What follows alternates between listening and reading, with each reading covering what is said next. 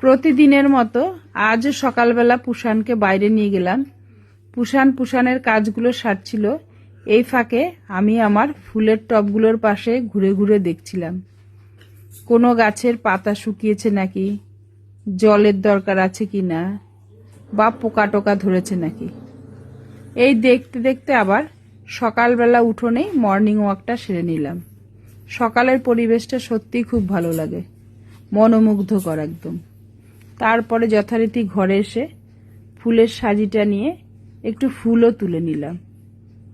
Brush সেরে চা বিস্কুটটাও খেয়ে নিলাম।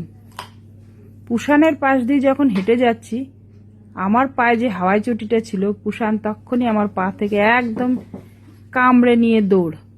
ও প্রায় এই কাজটা করে, ওর খুব ভালো লাগে এটা করতে। আর নিয়ে ছুটে একবার এদিক একবার ওদিক যাবে। তখন আমি যতবার বলবো পুষান দে দে দে, ও তত ছুটবে আর মজা পাবে। আবার মাঝে মধ্যে মুখে নিয়েও বসে কামড়ে তাকিয়ে দেখবে আমি আসি কিনা। ফলে এই করতে করতে ওর কিছুটা এক্সারসাইজও হয়ে যায়, আমারও বেশ মজা লাগে ঘটনাটা।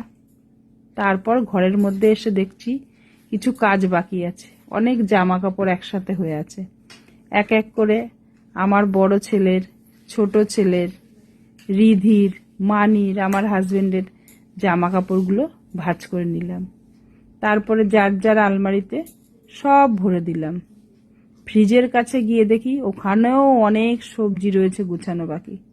সব সবজিগুলো পরপর গুছিয়ে সুন্দর করে রাখলাম। দেখছি একটা প্যাকেটের মধ্যে অনেকগুলো কুলও রয়ে গেছে।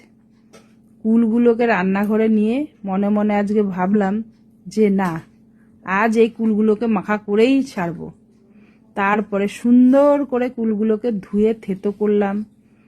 নুন, লঙ্কা, ধনে পাতাকেও ভালো করে নিয়ে থেতো করে নিয়েছি, নিয়ে কুলটাকে মাখা করলাম।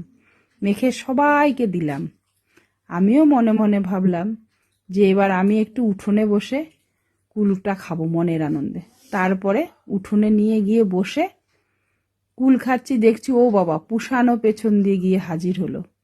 যাক, ভালোই লাগলো। আজ তাহলে এই অবধি, আগামী ভিডিওতে আবার দেখা হবে।